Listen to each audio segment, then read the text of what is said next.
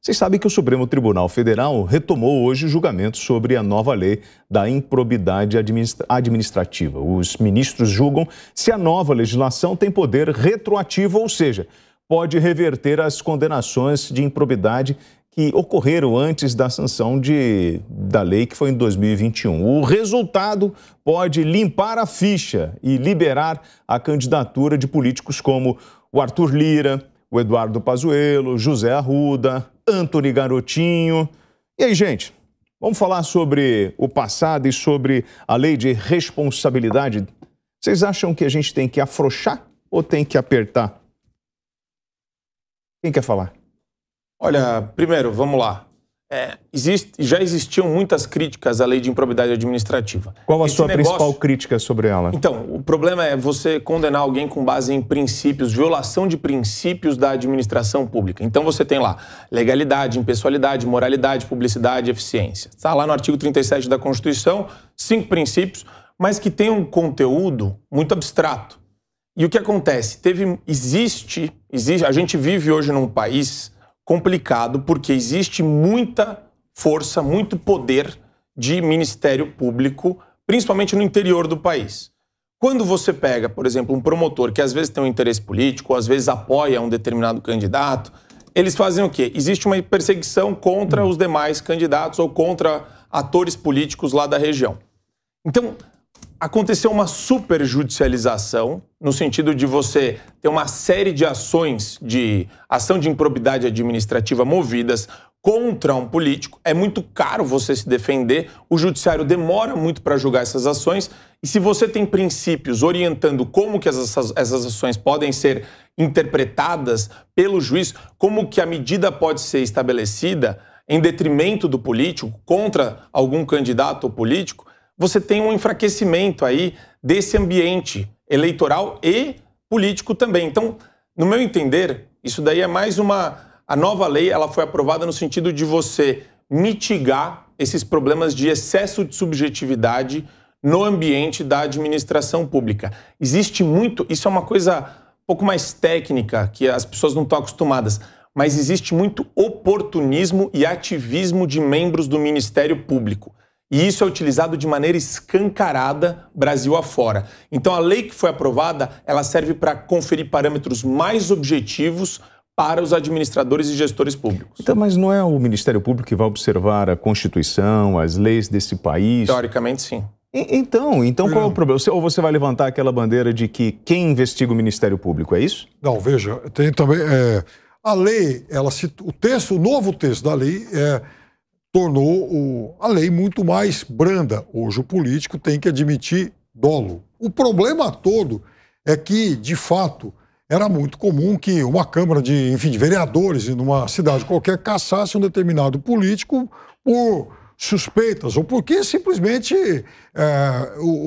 ele tinha sido processado por adversários políticos que também, num julgamento político, acabavam, então, caçando o ex-parlamentar e aí, então, ele ficava exposto às sanções previstas em lei. Isso era uma possibilidade. Agora, veja, da forma como o texto foi alterado, a nova redação torna muito mais difíceis as punições.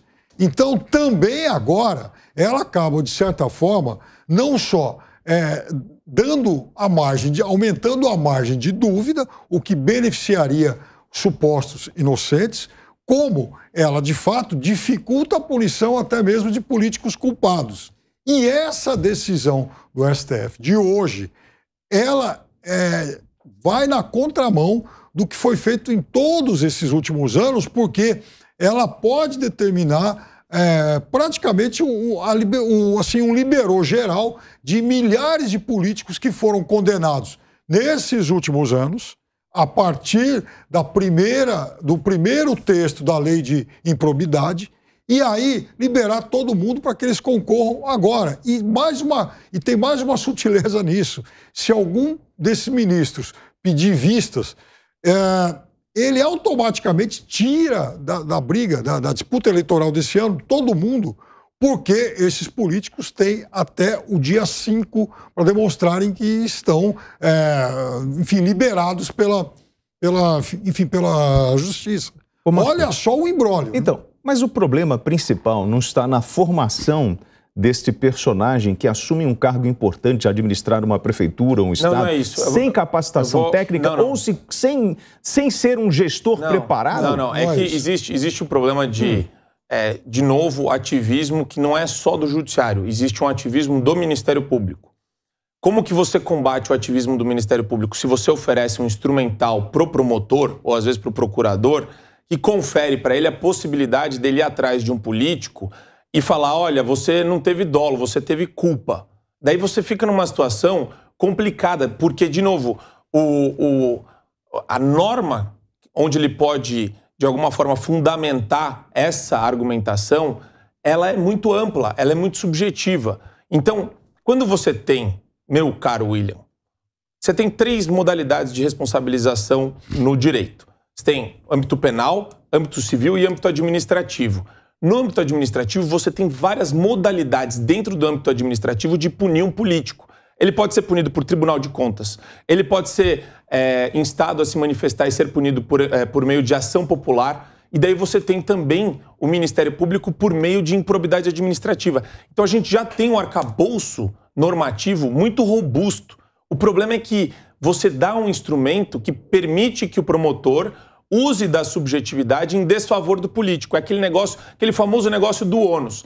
Ele tem que mostrar que houve um problema. Se houve um problema, o político já é culpado. Mas aí você não coloca de fato o político numa situação onde ele tinha a intenção de cometer aquele ato ilícito. Às vezes foi um problema do gabinete, às vezes foi um problema que não tem pertinência direta e objetiva com ele. Então, é interessante sim uma releitura desse ambiente, não em favor da impunidade. Veja, eu defendo a punição muito maior no âmbito penal. Você tinha que pegar um político, você não tinha que ter político que cometeu o crime efetivamente contra a administração pública solto por aí. Você tinha que bater duro na legislação penal. A legislação administrativa tinha que ser uma modalidade de ressarcimento de cofre público, do dinheiro que ele desviou, tinha que servir para isso, para torná-lo inelegível.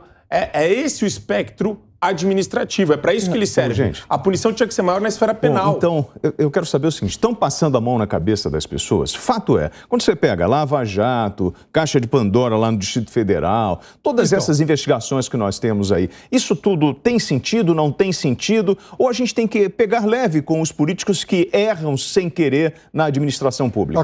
No caso da Operação Caixa de Pandora, por exemplo, e o Zé Roberto Arruda é alguém diretamente interessado nesse julgamento de hoje, porque ele tinha sido condenado, depois a condenação dele foi revertida e por meio de uma liminar, e agora a liminar foi cassada. Então ele depende desse julgamento de hoje para ser ou não candidato a deputado federal pelo Distrito Federal.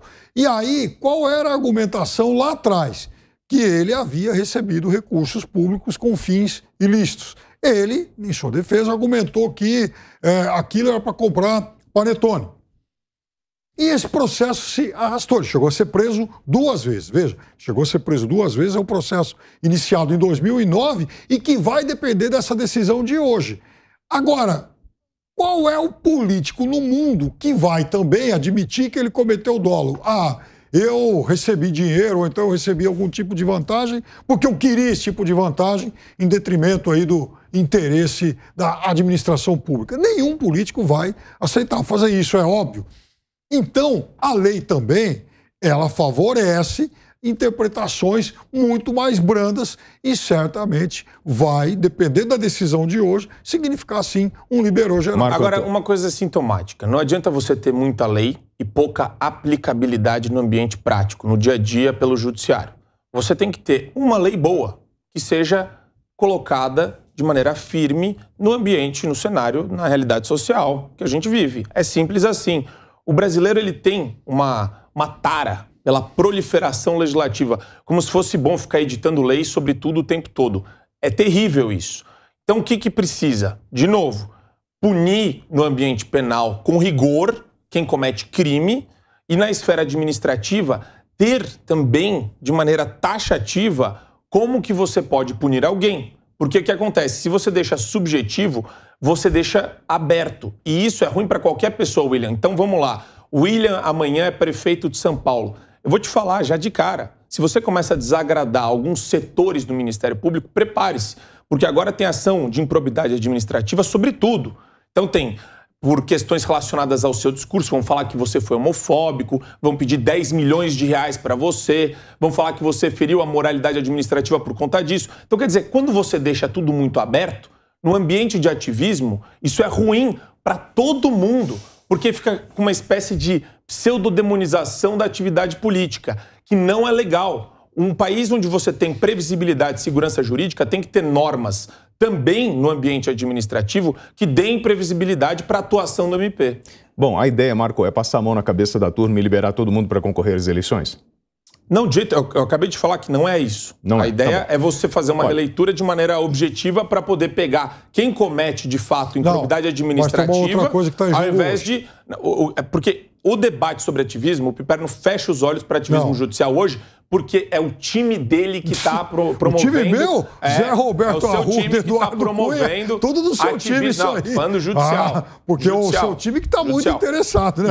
E eu vou te falar outra coisa, é pior ainda, William. O ativismo do MP se dá na seara ambiental, na seara também de direitos civis, que eles falam, né? Então você tem um nicho lá do Ministério Público que é só voltado para discussões relacionadas a povos indígenas, a questões raciais. Porque tem muito crime previsto. E esse ativismo é péssimo, é péssimo. A gente viu recentemente, inclusive, a questão do jornalista e do indigenista que morreram ser utilizada de maneira completamente oportunista no ambiente também do Ministério Público Federal. Então, quer dizer, esse tipo de coisa não poderia ser utilizada no judiciário. Vamos aí desfazer a confusão. Primeiro, o que está também em jogo hoje lá no STF é a questão da retroatividade, né? Se aqueles que foram punidos lá atrás, eles passam ou não a terem uma espécie de ficha limpa. Segunda coisa, existem sim leis para criminalizar práticas, por exemplo, de racismo e uma série de coisas citadas aí pelo Marco. Agora, são leis exatamente para se combater a impunidade e, em muitos casos, até práticas ruins contra grupos minoritários. Eu consigo dar uns 10 exemplos de cabeça de ativismo do Ministério Público. É só você lembrar do escritório da XP, a foto que tiraram no terraço da XP e o pessoal do MP, inclusive, dando força para essa narrativa de racismo estrutural por conta de uma foto, pedindo indenização milionária. Esse é um exemplo. Na esfera ambiental, então, nem se fala. Existem sim exageros e depois quem comete esse tipo de exagero paga por isso. Paga por isso? Paga por isso. Não paga. Paga por isso. Há muitos processos, inclusive aí. Até hoje, promotor de justiça pagando por isso. Inclusive o pessoal da Lava Jato, que eu diga, tá cheio de ação rodando por aí. Bom, porque entraram na seara política, diferente. Hoje colocaram a cabeça na seara política.